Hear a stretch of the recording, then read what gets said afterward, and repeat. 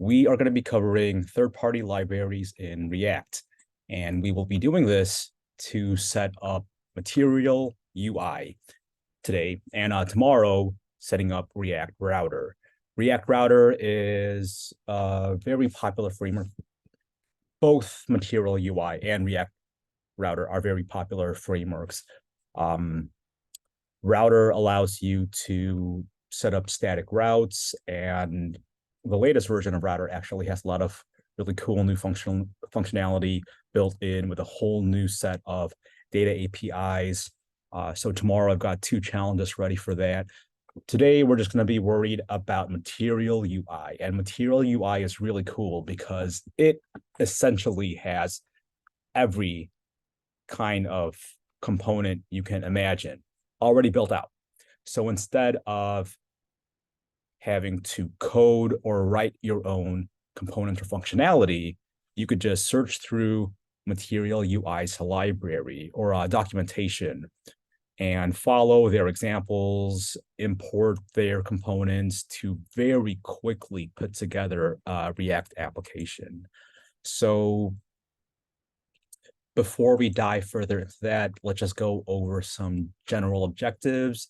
We want to understand the importance of third-party libraries in React development, and we want to learn how to efficiently research and choose reliable libraries. And I am going to zoom in just a bit.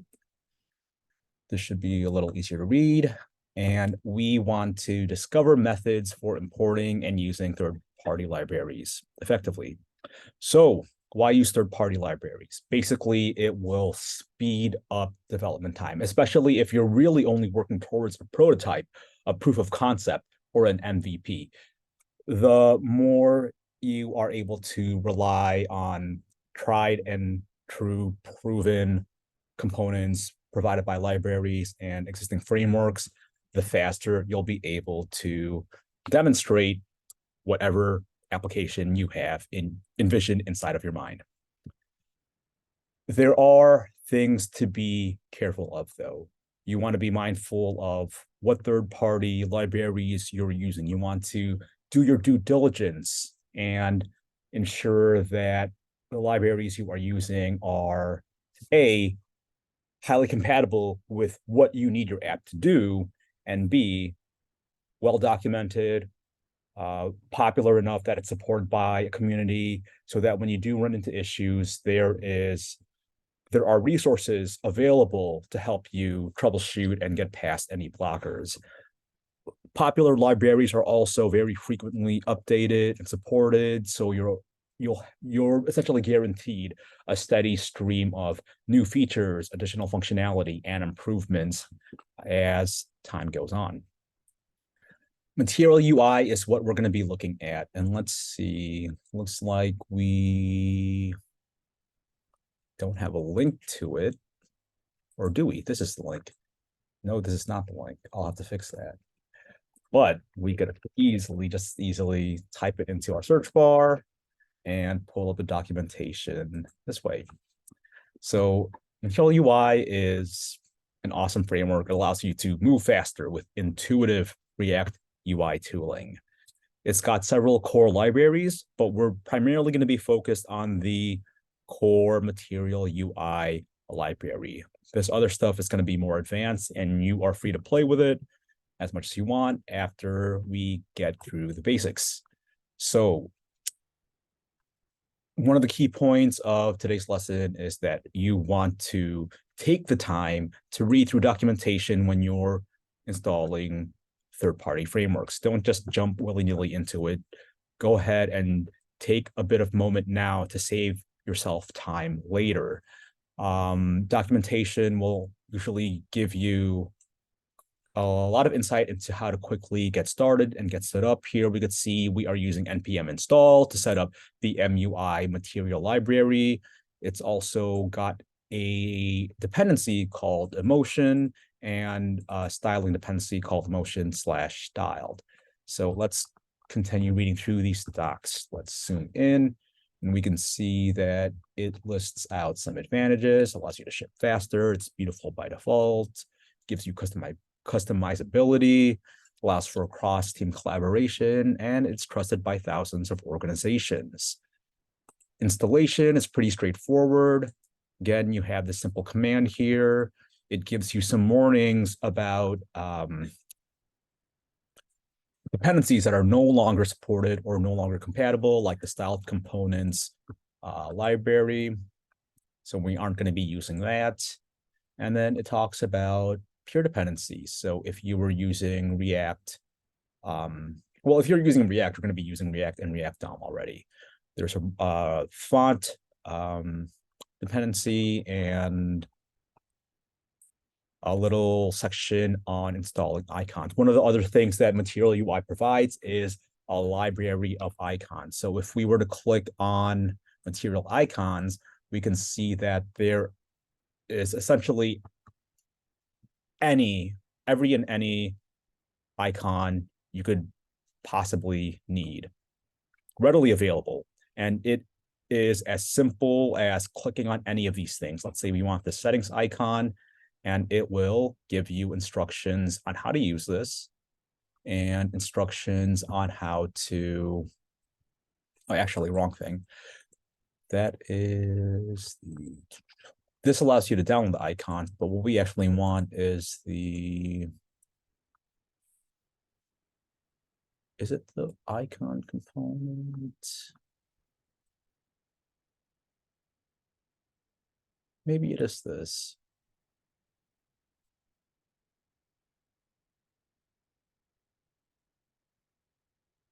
No, I'm looking for the part of the documentation that shows you how to import it.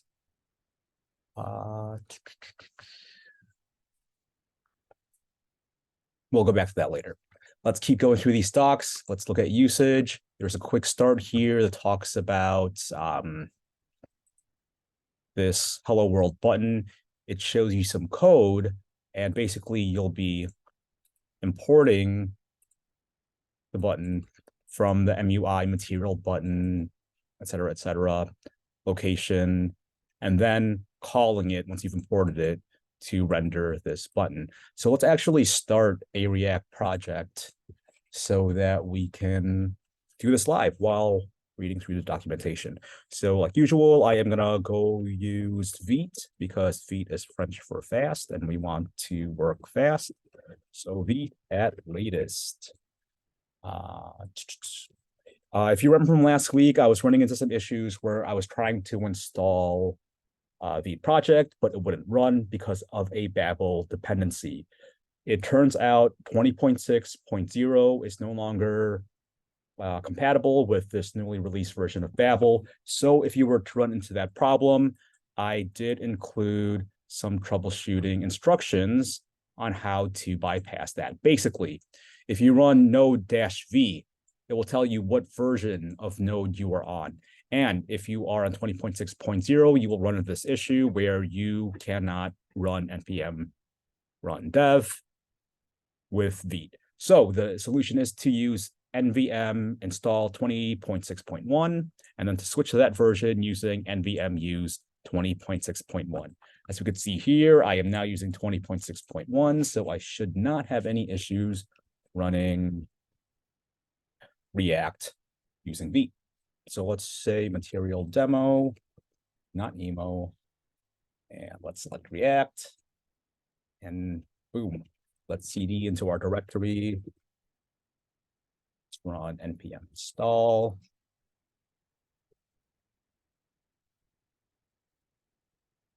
And I just want to make sure, by the way, am I recording? I am recording, good. Okay, this is installed. Now I can run npm dev, and hopefully we can see a React application in our browser.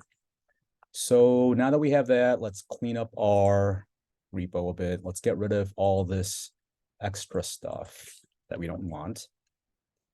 I always lose where I am, so I'm going to use pwd to take me quickly to where I am, and then I'm going to delete some stuff from these folders. Delete, get rid of you, I want to get rid of you, and Let's get rid of all of this. This. Don't need that. Cool. Now let's try this again. Should get a blank page. Beautiful. Now we can start tossing in some of this material UI component syntax, which really consists of just importing the component and then calling it. It's that simple. This is how awesome and fast material UI is. So now I'm moving a little too fast. I just realized we didn't actually install material UI. So let's do that first. I'm gonna go back to installation. I'm gonna copy this link, and then I am going to run command. Once this is installed, then I can begin importing the components from the library and using them as I please. So let's do this. Let's return a button variant. Let's save and let's run the demo. And we now have our Hello World button.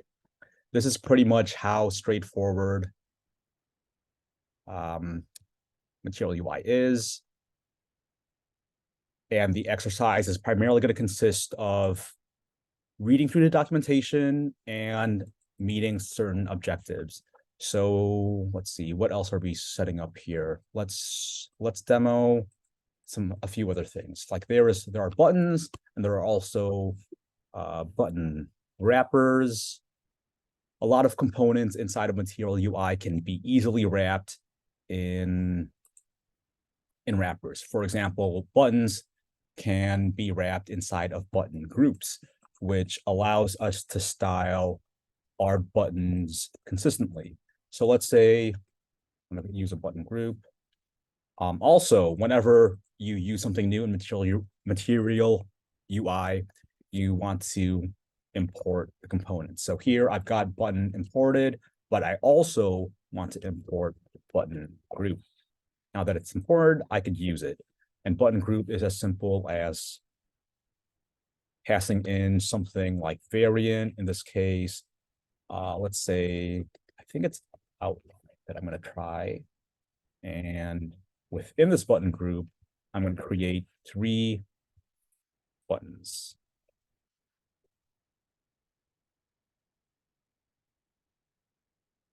See here that we now should have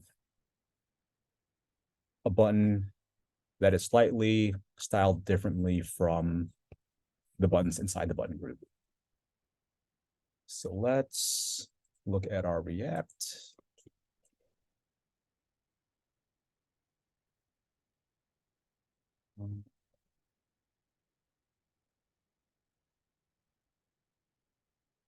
Which looks like it is freaking out over something.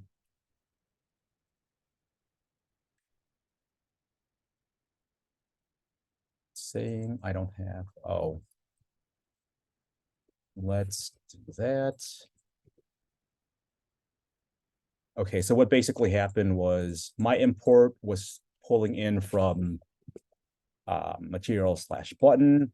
Because I'm now importing multiple components, I don't want to import from button because you don't find button group inside a button.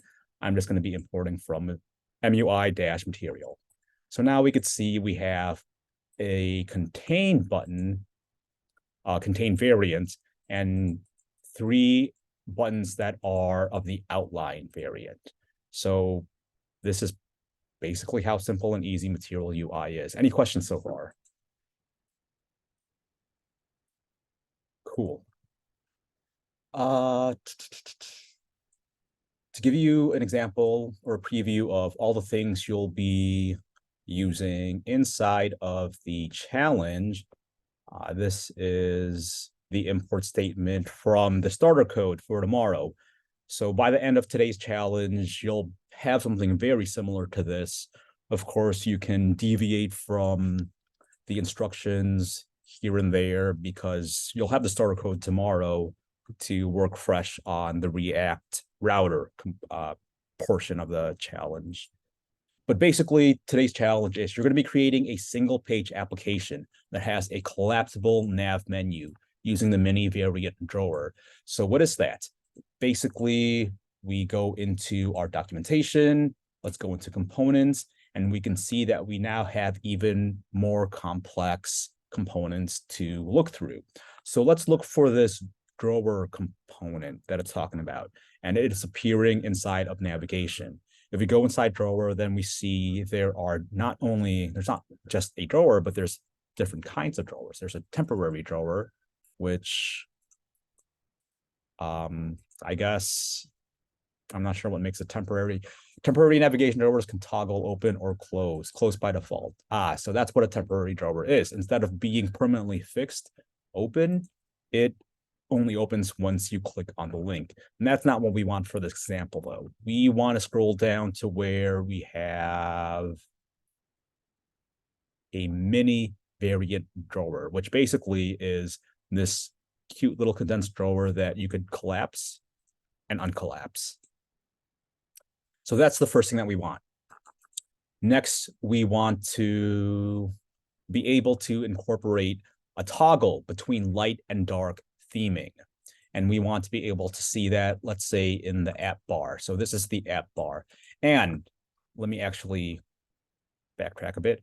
When we're looking at these examples inside of Material UI's documentation, we saw earlier that the code was displayed right beneath the demonstration. And some of these more complex pages, you're going to have to go to the button that says show code. So for, where is it? For mini variant drawer, let's go to show code. And this is everything that it returns. So a lot of this exercise is going to be going through these components, reading through these examples, and playing around with how they work. So let's see if it's as simple as copying all of this and pasting. We're going to need all of this. It includes a few functions, like an open mixed in, a closed mixed in. If I were to copy all of this and paste it into my file, it is going to error out. So you could go the route of doing this and then troubleshooting your errors as you go. It looks like we are missing some themes. Or you can go a little slower and piece together one thing at a time. It's really up to you, whatever you're more comfortable with. But ultimately, the end goal is to meet all of these objectives. We want to be able to have toggling between light and dark theme. We want to use a theme provider to help us achieve that. And we want to separate the functionality of our component into different component groups. So we'll have the main app component calling all these other separate components. So let's actually clear all of this out and let's get rid of that. And let's actually also pull up what this is supposed to look like. So is this still running? Yep. Here is what it should look like. We have our collapsible menu. We have our title, and we have a toggle for light and dark. And then we have another toggle here to debug or to mock user authentication.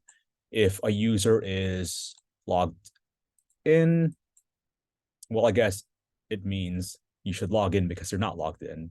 But if a user is logged in, it will say log out because that will be the button that you use to log out. But it will also display this application circle icon, which when clicked upon will reveal a profile and my account option.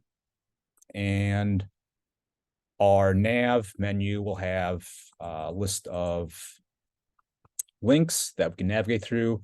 Don't worry about this yet. You'll add this portion tomorrow, but this as a preview is basically going to be what you will be building out in React Router. So you'll have your main, as a single page application, you'll have really just one page, but React Router will allow you to create additional routes. You'll see in the address bar, for example, these different buttons down here are actually linking to different routes, different URL links. So that is the assignment for today and tomorrow. Does anyone have any questions?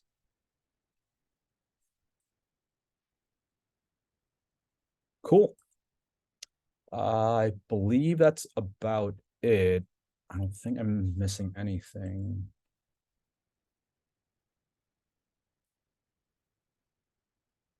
Yeah. If you have any questions, of course, just reach out in Slack. I will hop in a room to help out me or Tiffany whenever she's here. And in the meantime, I will set up some breakout rooms. Feel free to take a break and be back in 15 minutes to get started on the challenge. One last thing. There is actually an additional challenge in case you finish this early. It is called Third-Party Sandbox. Basically, it is a list of all these other popular third-party libraries. And the challenge is really to just choose one of these libraries and go through the documentation and build something out of it. Ideally, you will build something out and then you will make a pull request to this repo so that you could share your feedback on one of these libraries with everybody else in the class. And with that, I am going to stop the recording and I'm going to set up some breakout rooms. Okay, so let's look at the create theme inside of Material UI. This is going to tell us a bit about how to use this. And if we look for mode,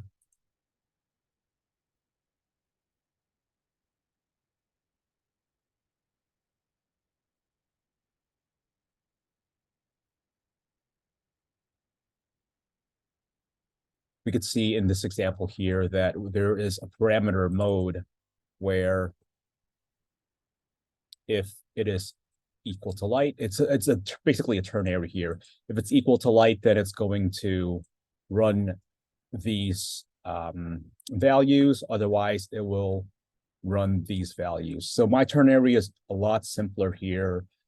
Basically, the ternary only exists in the mode portion, and it only exists between these two strings, which are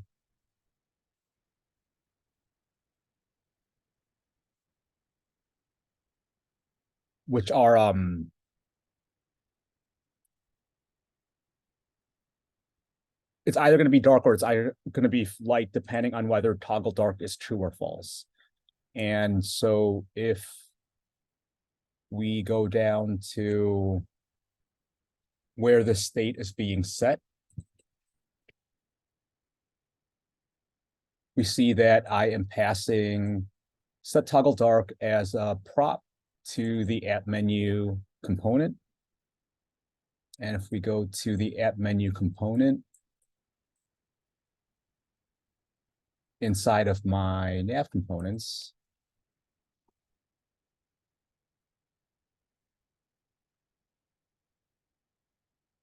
I have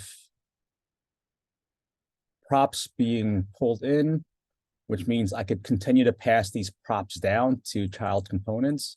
So now it's going down a header. And from there, I have an event where if a click is registered, a click event is registered, then this gets toggled. This is essentially what toggles the true or false value inside of app.jsx for toggle dark.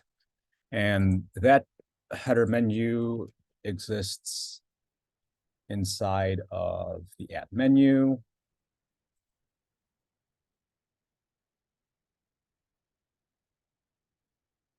And it returns a toolbar with boxes, as well as a switch, which is what actually contains the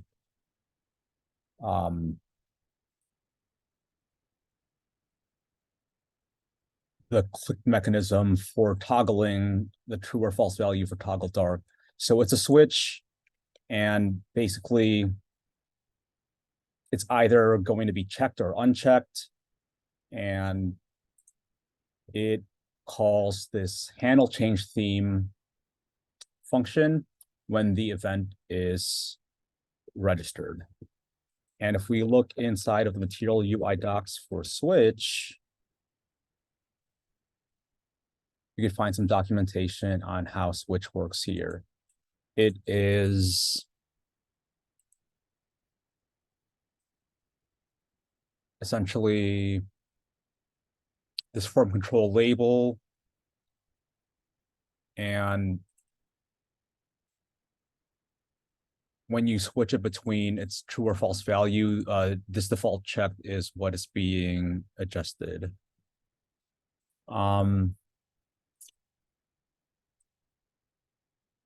Yeah, now that I'm like talking through this, I'm still thinking it is quite a bit complicated. And if we go to React Strap, let's take a look at React Strap real quick.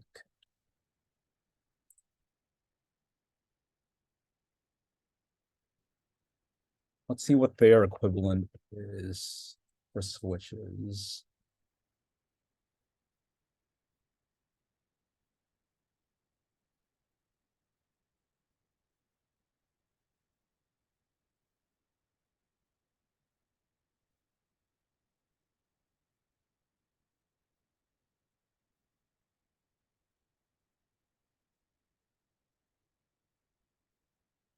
Looks like similarly, it uses this component that is based on form.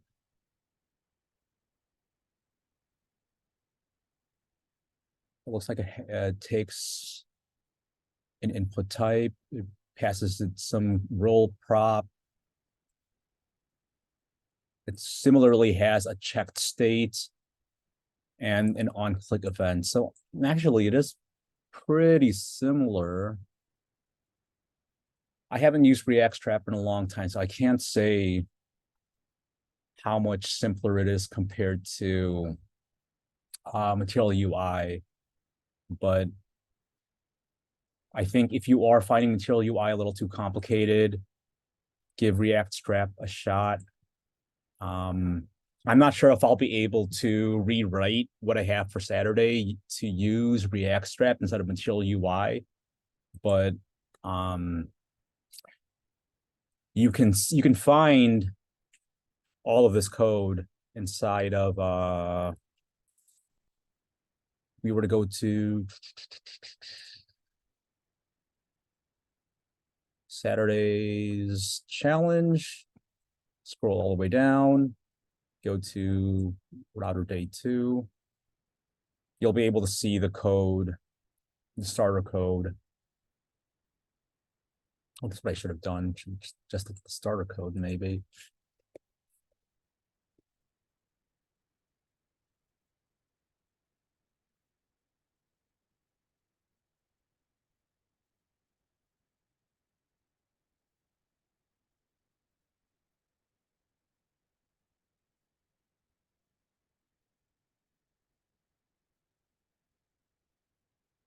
Nope.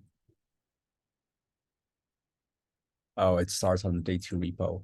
If you look here, you'll be able to find the source code. And okay, so at this point, okay.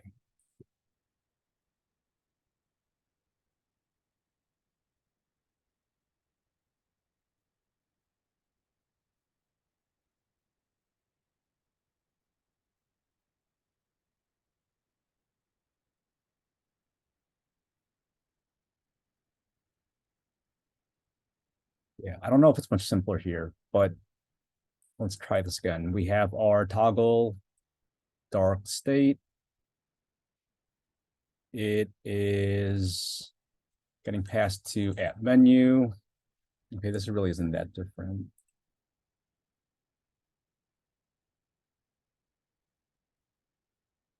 App menus already being.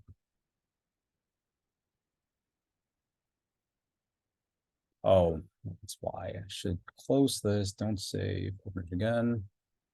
Okay, there we go. All right, now we can go down at menu. It's in the same file. I guess the setup is still pretty much the same.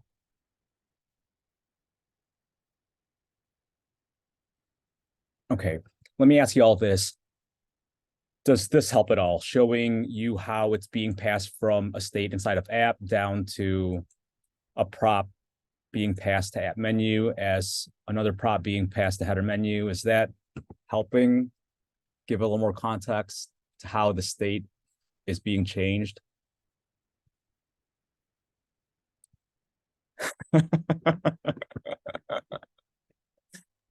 Your code looks pretty clean. Thank you. Well, the code is here. The code is available on this repo. You can check it out. Try to study it a bit. If you have any questions, just Slack me. I'll try to get to them sometime tomorrow.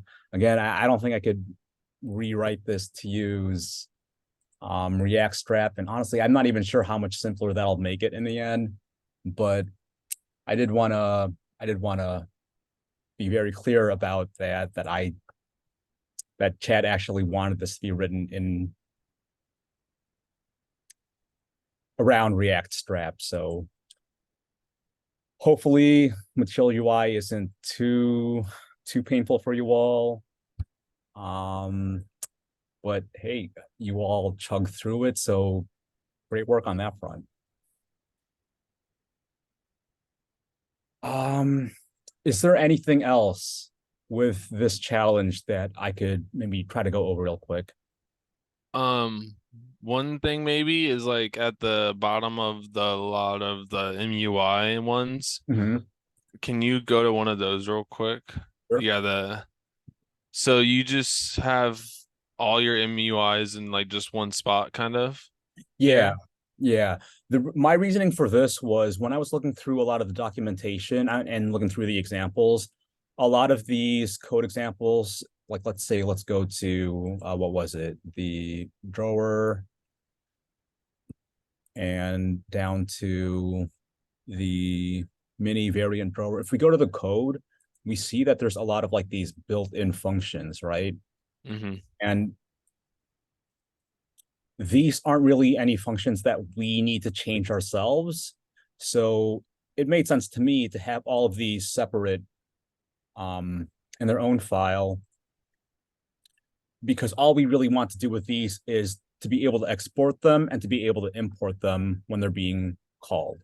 And separating that from the components that we would be writing ourselves just made sense to me. So header menu, for example, is utilizing the toolbar component. And I think that comes from this part of the code here.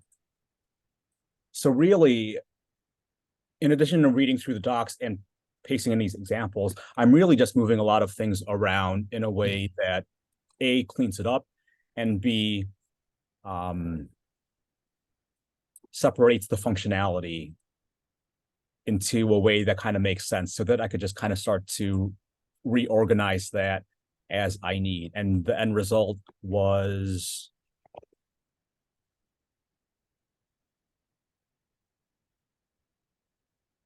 a very clean app script, which basically has like less than 33 lines of code and all my components separated into essentially two files, the MUI components and the nav components, which are a little more customized.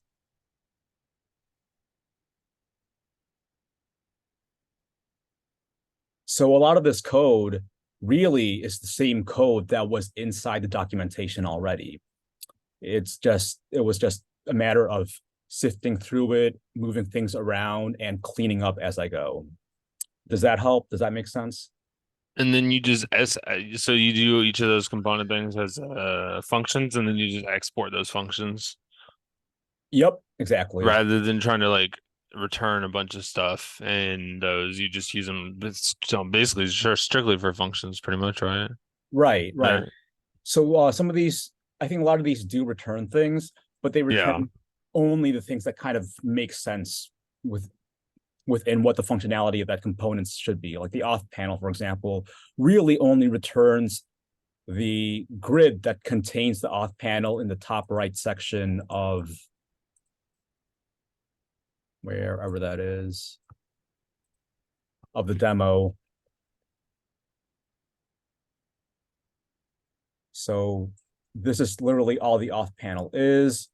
The nav menu or header menu, I think I actually named like two different things, is really just this. The drawer is this portion. And again, it's really just reconfiguring what was in the demonstration code in a way that I could mix and match functionality. So I have functionality coming in from the drawer mixed in with functionality from what else was there?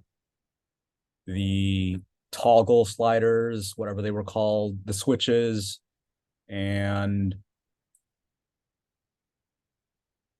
really that was it, I think, because this drawer already consists of a lot of these subcomponents like the toolbar and the lists and list items. Does that make sense? Mm-hmm. Okay.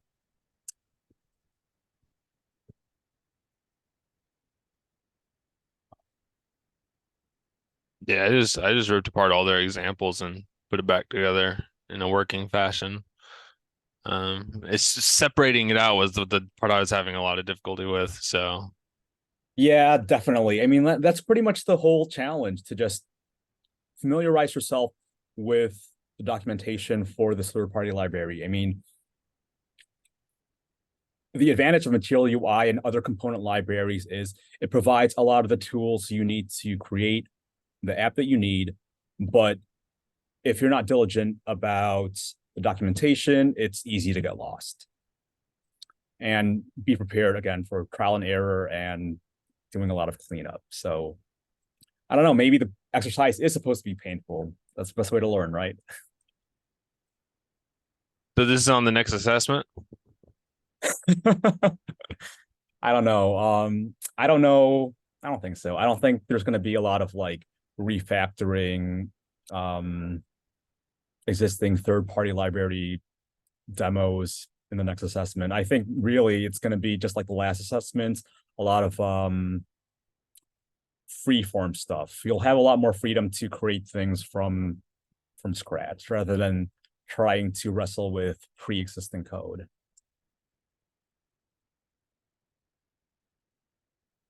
I think this is still definitely a good skill set to build, because once you do land a job, wherever you land a job, I mean, unless you're going to be working for a startup, you're likely going to be working with pre-existing code bases already. And so you're going to have to get used to learning other people's code and how to work with it. All right. With that, thank you all for powering through it, and good work. And I will catch you all next week. Thanks, man. Have See you a later. good one. All right.